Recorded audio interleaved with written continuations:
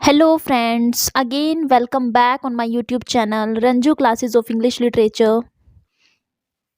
Friends आज हम एक ज़्यादा इंटरेस्टिंग भी नहीं है, मतलब आज हम एक ना डेस्परेट पोम को शुरू करने जा रहे हैं, ठीक है, जिसको विलियम शेक्सपियर ने लिखा था फ्रेंड्स। ठीक है, the greatest dramatist of 16th century William Shakespeare ने इस पोम को लिखा था एंड पोम का टाइटल है a lovers complaint by William Shakespeare. ठीक है फ्रेंड्स, मतलब मैंने सोचा क्यों ना आज दुख भरी कविता सुनाई जाए।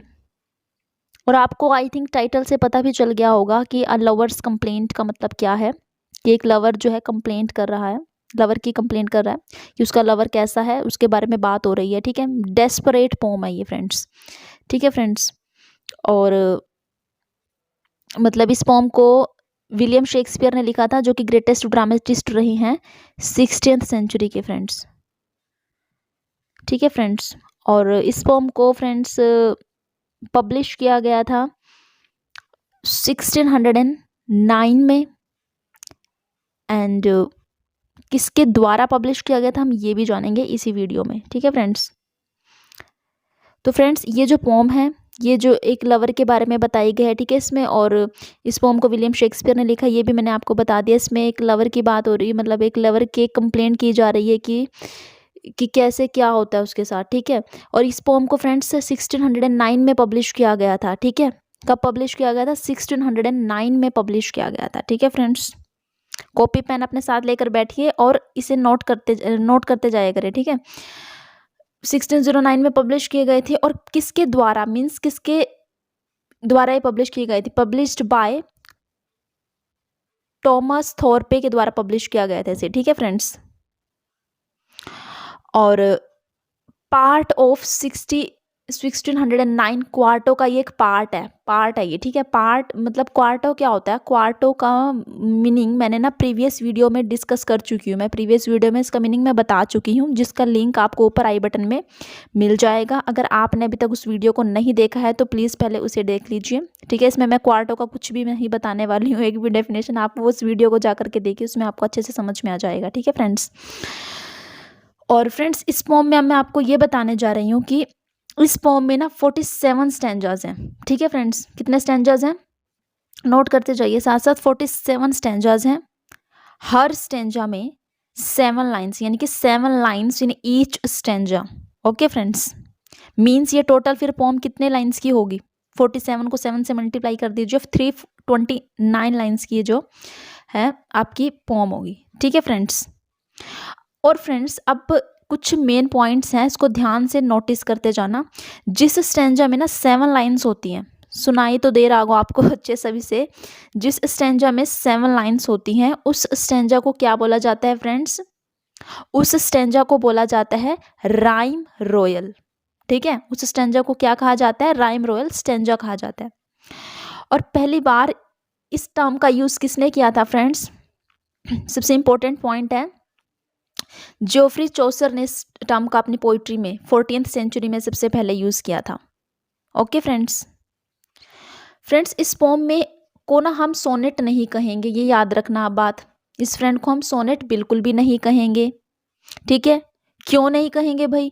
क्योंकि आप सभी को पता ही है कि सोनेट्स में सोनेट जो होती है, सोनेट एक शॉर्ट सी पोम होती है और उसमें 14 लाइन्स होती है। जिस स्टेंजा में 14 लाइन्स होती हैं उसे सोनेट कहा जाता है, बट इस स्टेंजा में 14 लाइन्स नहीं है फ्रेंड्स, ये बात याद रखना। इस स्टेंजा में हर एक स्टेंजा में मतलब 7 लाइन्स हैं।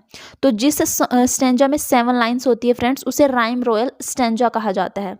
ठीक है फ्रेंड्स, अभी तक हमने सोनेट से डिस्कस करी है, मैंने सोचा कुछ नया डिस्कस किया जाए, तो फिर ये राइम रॉयल स्टेंजा है, तो इसमें 7 लाइन्स होती हैं। ठीक है, तो फिर हम आज इसको डिस्कस करने जा रहे हैं। और राइम रॉयल स्टेंजा की फ्रेंड्स राइम स्कीम क्या होती है? A B B C. ठीक है friends, I am repeating again, A B B सी।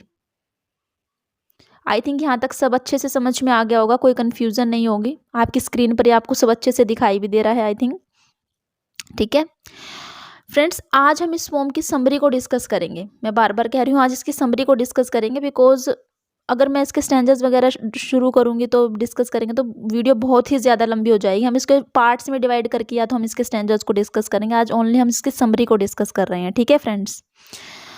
और चलो ज़्यादा टाइम वेस्ट ना करते हुए शुरू करते हैं फिर, ठीक है फ्रेंड्स।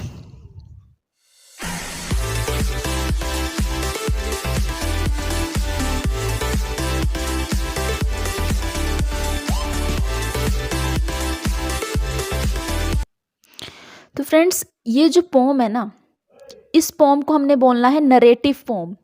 नरेटिव पोम है फ्रेंड्स ये। अगर सोनेट होती तो भी हमें पता चल जाता, और सोनेट को हम सिर्फ सोनेट ही बोलते, लेकिन इसमें कहानी सी बताई गई है। कहानी की तरह जो है सोनेट को मतलब इस पोम को जो है नरेट किया गया था। यानी नरेटिव का मतलब होता है फ्रेंड्स, सबसे पहला हम नरेटिव का मतलब जानेंगे फ्रेंड्स। नरेटिव का मतलब होता है जिसमें चीज़ों को नरेट किया जाता है, मीन्स स्टोरी की तरह जब चीज़ों को पोइटिक फॉर्म में नरेट किया जाता है तो उसे क्या कहा जाता है, नरेटिव पोम कहा जाता है।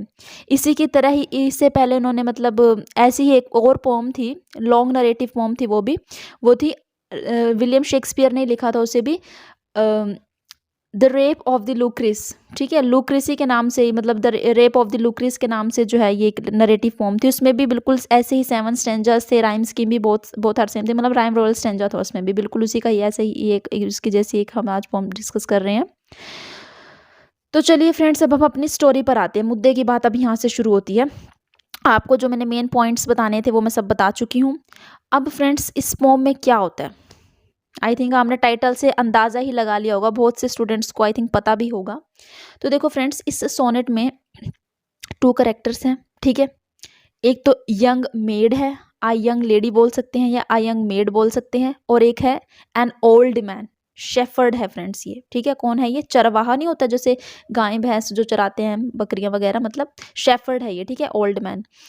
तो 2 कैरेक्टर्स की बात की गई है। अब पोम कैसे शुरू होती है फ्रेंड्स, ठीक है, मतलब ये पोम नदी के किनारे से शुरू होती है। वो जो यंग लेडी है वो नदी के किनारे पर बैठी है, ठीक है, बहुत ही ज़्यादा डेस्परेट है, बहुत ही ज़्यादा उदास है, मतलब सारा माहौल उदासी से भरा हुआ है उसका। अब क्यों है, उसको अपने लवर से शिकायत, लवर की कंप्लेंट कर रही है, मतलब वो कैसे कंप्लेंट कर रही है, मतलब लेमेंटिंग कर रही है बार बार, ठीक है। तो मतलब बहुत ज़्यादा दुख है क्योंकि उसका लवर जो है ना उसको बिल्कुल भी प्यार नहीं करता। मतलब पहले तो वो स्टार्टिंग में तो सभी ऐसे ही होते हैं, पहले वो स्टार्टिंग में उससे बहुत प्यार करता था, बट धीरे धीरे उसका ग्रेजुअली जैसे जैसे मतलब रिलेशन बढ़ता गया, मतलब उनका प्यार जो है ना धीरे धीरे कम होने लगा। तो मतलब उसके लवर्स ने उसे बहुत सी चीज़ें गिफ्ट कर रखी थी, ठीक है, मतलब और जब गिफ्ट वगैरह कर रखी थी तो मतलब उन चीज़ों को ना वो नदी के किनारे पर बैठ के जो भी उसके लव लेटर से जो ज्वेलरीज वगैरह उसने दे रखी थी, मतलब एवरीथिंग गिफ्टेड बाय हिम, वो सब कुछ क्या कर रही थी, वो नदी में फेंक रही थी, थ्रो कर रही थी सब कुछ। तो वहाँ से उसी रास्ते से एक चरवाहा गुजर रहा होता है, ठीक है, एक शेफर्ड जा रहा होता है, तो वो उसको देख लेता है, तो वो उससे पूछता है उसकी दुख भरी कहानी भी, तुम ऐसे क्यों बैठी हो, तो फिर वो सब कुछ उसको बताती है। तो फिर उस शेफर्ड को ये लगता है कि मतलब ये अपने समय में तो बहुत ही ज़्यादा खूबसूरत रही होगी, मतलब लेकिन अब उसका जो हाल देख करके उसको भी थोड़ा सा उसके ऊपर तरस आ रहा है, मतलब बहुत ही ज़्यादा काइंडनेस सी उसके प्रति वो दिखा रहे हैं। तो वो सारी स्टोरी जो है उसको बताती है, ऐसे ऐसे करके ऐसे ऐसे मेरे सब ये साथ हुआ, मतलब लवर्स की स्टोरी तो मोस्टली आप सभी को आई थिंक पता ही होगा कि क्या होता है। पहले तो बातें होती है मीठी मीठी, वही हाल इनका हो रहा है, ठीक है। तो मतलब वो लड़की बिल्कुल, पता क्या है, शेक्सपियर ने उसकी ब्यूटी को ऐसे डिफाइन किया हुआ है, शेक्सपियर ने कहा है उस लड़के के बारे में कि he was a very handsome and had a wit and a charm and a twinkle in his eyes, he had a subduing tongue and could make the weeper laugh and the लाफर weep, he gave her gift and love tokens for showing that he loves her so much। मतलब क्या है कि Shakespeare ने मतलब उस lover की beauty को, यानी कि जो लेडी का जो वो लवर था ना जिससे वो लेडी प्यार करती थी, जिसने अब उसे धोखा दे दिया, डिसीव कर दिया उसे, तो मतलब वो शेक्सपियर ने बिल्कुल ऐसे डिफाइन किया कि अट्रैक्शन बढ़ रहा है, मतलब उसकी तरफ उस लेडी का अट्रैक्शन हो गया, मतलब क्योंकि वो बहुत ज़्यादा सुंदर है, हैंडसम था, ठीक है, विट मीन्स उसके इंटेलिजेंट था बहुत ज़्यादा, ठीक है, विटी माइंड था उसका, चार्म भी था बिल्कुल, ट्विंकल इन हिज आइज, मतलब उसकी आंखों में किसी प्रकार की चमक थी, ठीक है, चमक होती है जैसे आंखों में कईयों के, या फिर मतलब कईयों को जैसे भा जाता है ना इंसान, बिल्कुल वैसे ही बात हो रही थी। बहुत ही अच्छा लगने लग गया था उसकी ब्यूटी को देख करके, फिजिकल ब्यूटी को देख, उसका माइंड देख करके वो बहुत ज़्यादा इंप्रेस हो चुकी थी उसकी ब्यूटी से। और वो क्या करता था, वो रोने वाले को हंसा देता था और जो हंस रहा होता था उसको रुला देता, मतलब इस टाइप की वो क्वालिटीज़ थी उसके लवर में, ठीक है। और मतलब उसने उसको बहुत ज़्यादा गिफ्ट्स भी दिए थे लव टोकन्स में। जैसे लव टोकन में हम क्या क्या इंक्लूड कर सकते हैं, लव लेटर्स थे, मैम एवरीथिंग, मतलब जैसे आजकल के ज़माने में होता है, आप सभी को पता ही होगा, मुझे कहने की ज़रूरत नहीं है, इतने तो आप समझदार हो ही, ठीक है। तो मतलब ऐसे ऐसी मीठी मीठी बातें कर रहा था और लव टोकन्स वगैरह उसको सब कुछ दिया था। तो मतलब फिर वो मतलब उसके प्यार में इतना पड़ गई कि अब वैसे भी उसकी देखो फिजिकल ब्यूटी इतनी प्यारी है उसकी, ठीक है, देखने में इतना अच्छा लग रहा है, ऊपर से विटी माइंड है उसका, लेकिन है तो इंसान ही, मतलब एक ने पहले उससे वो भी उसको भी प्यार जताने लगा था, वो भी उसको बहलाने लगा, उसको सिड्यूस करने लगा था, वो उसको सिड्यूस करने लग गया था, तो बहकावे में आ गई थी उसकी। तो फिर कहते हैं ना उस लड़की को ना प्यार उसको भी ऐसे मतलब उसको भी होने लगा कि हाँ मैं भी शायद उससे प्यार करती हूँ, वो भी मुझसे प्यार करता है, मतलब ऐसे ऐसे कहानियाँ उनमें शुरू होने लगी। तो वो लड़की भी उस लड़के की तरफ बहुत ही ज़्यादा अट्रैक्ट होने लगी उस अपने लवर की तरफ।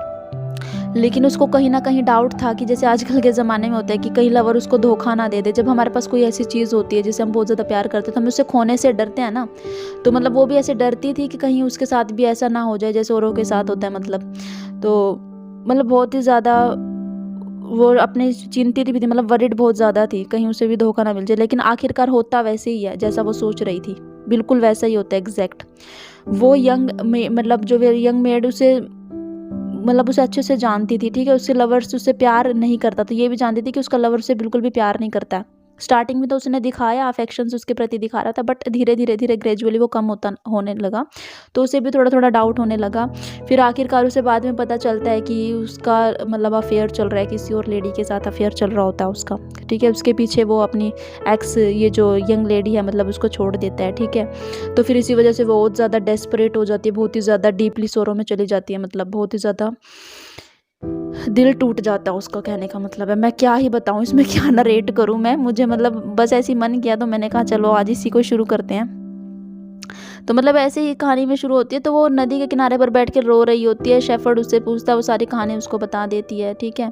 और फिर इस सोनेट में ना मतलब वो बहुत ही ज़्यादा मतलब सॉरी इस पोम में जो है बहुत ही ज़्यादा उदास सा महसूस कर रही है वो, ठीक है। लवर उसे बहुत कुछ मतलब उसे बहुत चीज़ें दे देता है। फिर वो अब उसकी प्यार भरी निशानियाँ जो होती है, जो उसके लव टोकन्स थे हम इसको बोल सकते हैं। लव टोकन्स में आपका सब कुछ इंक्लूड हो जाएगा, जैसे इसमें लेटर्स वगैरह everything which is given by him, ठीक है।